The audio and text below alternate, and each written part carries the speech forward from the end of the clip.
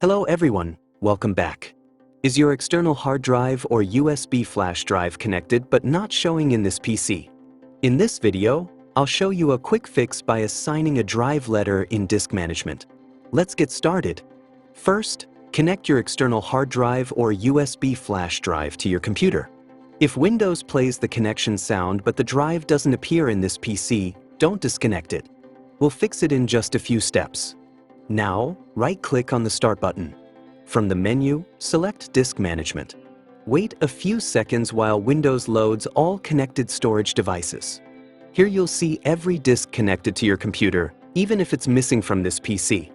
Look through the list and find your external hard drive or USB flash drive. If you see your drive with a healthy partition but no drive letter, that's usually why it doesn't appear in this PC. Right-click on the partition of your external drive. Select Change Drive Letter and Paths. Click Add if there is no drive letter assigned. If a drive letter already exists but isn't working correctly, click Change instead. Select any available drive letter from the list. Then click OK. If Windows asks for confirmation, click Yes. Now open this PC again.